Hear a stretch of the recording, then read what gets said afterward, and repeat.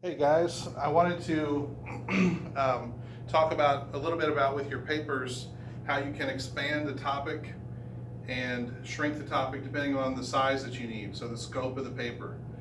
I mentioned before that you don't want a paper that's so broad that you can't possibly do justice to the topic in 5 or 8 pages, whatever it is. And you also don't want something so specific that there isn't enough to say, so you just start repeating yourself. And so you want to find a topic that matches the size of the paper you're required to do. So if we're doing a 5 to 8 page paper, you need a topic that's going to be something appropriate for that. So I thought I would put something together so that you can see a good way to do that. So through clustering, we're going to expand and contract topics as we need them. So I put finding the appropriate topic based on scope. And I want to start over here with this one.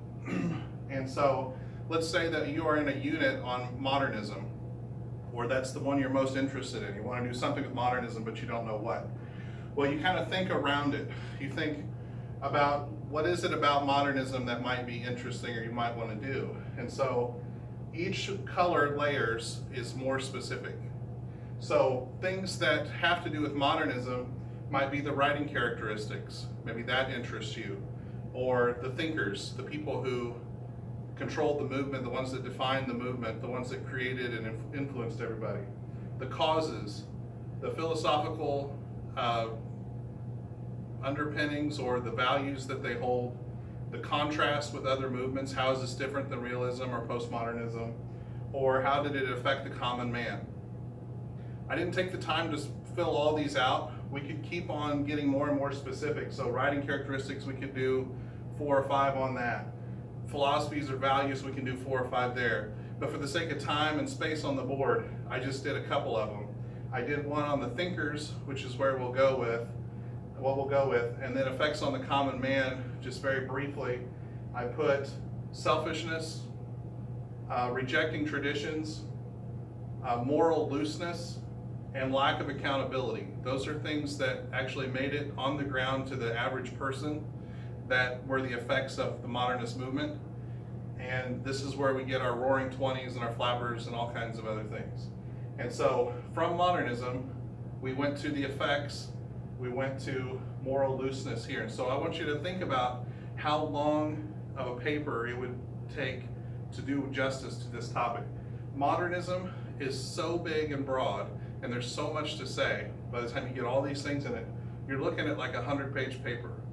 This is something that you would do for a dissertation, and then we'll talk about that some other time, because that actually, you have to get really more specific for something like that. So, but anyway, the point is it's a 100-page paper. Something like the writing characteristics, you're looking at a 50-page paper. If you want to talk about all the facets of the different types of writing and all the things that went into the different types of writing, you're talking about a 50-page paper to talk about the writing characteristics of modernism. That's a big paper. The thinkers is huge. And so in that we have poets, authors, philosophers, politicians, all the people who held the keys to the kingdom. These are the people that controlled what gets published, what gets taught in universities. These are the people who have the keys to the kingdom. They're the thinkers. They're the ones, the connivers. They're the ones that control things, the manipulators. And who are those people? Well, so I went from, the thinkers, let's say this is a 30-page paper, down to the authors. So if I want to talk about the major authors, not go into detail, you could write another 100 pages on Hemingway. But let's say just enough about them that we understand the relationship between them and modernism. You're looking at, we'll say, a 12-page paper, 12 to 15-page paper to talk about here are the major authors of modernism. To do a decent job with that, you're looking at, say, 12 pages. And so of authors, it's hard to see because of the color, running out of colors. We have Hemingway, Fitzgerald, and T.S. Eliot. I picked those because those are the 3 that we are reading in class. We can't do all of them, but let's say those are the ones that are the most interesting or accessible to us. Well, then let's take Hemingway. So I picked him, and then I went down the row with the green here. Hills Like White Elephants, Clean, Well-Lighted Place, and then I did Snows of Kilimanjaro, which we might read.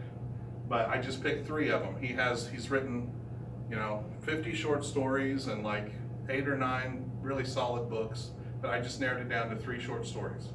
And so what I did then was talk about, okay, well now what do we do? Now that we have it down, we did a paper on Hemingway, let's say a 8 to 10 page paper, clean, well lighted place. How long or is that paper going to be? Well, it just depends on what we want to do.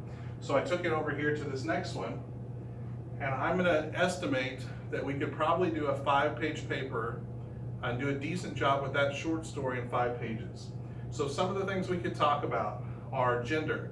We already wrote a paper on that. Age, how he talks about old versus young. Autobiographical, this is how does he see himself in this. This story has a lot of Hemingway in it. He has behaved like all 3 of those people at some phase in his life. And so he is very much in this, and his worldview is in it. He was a lot like the old man, and it was like a self-fulfilling prophecy for him, so we could talk about a lot there. The writing style that he displays, the worldview that he displays. And so I just took one here. This is a 5-page paper, we'll say. Then we'll say worldview, writing style. We'll get down to 3 pages there. And let's say in class, your professor doesn't give you a lot of direction as far as how long a paper should go, or you need to find the appropriate level, or the other way around, they gave you a page length but no direction on the topic. Well, I would say you could do about a page, without going super specific, do a page on nihilism in Clean, Well Lighted Place. How modernism shows up in Clean, Well Lighted Place. How it's male-centric. Hemingway's world is very male-centric. How that shows up in Clean, Well Lighted Place. And so all 3 of these are about a page each. This is all ballpark, but this is kind of how you do it. So you take a topic. The seniors are doing a paper on growth mindset, and how can we teach college students to have a growth mindset is the topic. And so that's very broad. Well, we have to define what it is. We have to talk about what causes fixed mindset, how to change it, what are some barriers, what are people going to do with it or without it, and then what are our goals. So we can take something like that topic, growth mindset, and we can just start breaking it down the same way. So we just keep going, and you get more and more specific until you find a topic that matches what you want it to be. Okay? So yeah, anyway, so that's how to find the right topic for your paper. So for you juniors, this is a 5 to 8 page paper on American Lit. So you can start here, American literature, or jump ahead and let's say you're really interested in Edgar Allan Poe. Then put Edgar Allan Poe here, and then you talk about why he was the way he was, his upbringing.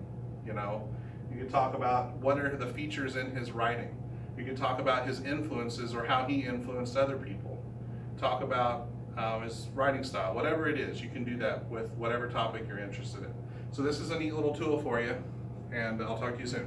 Bye.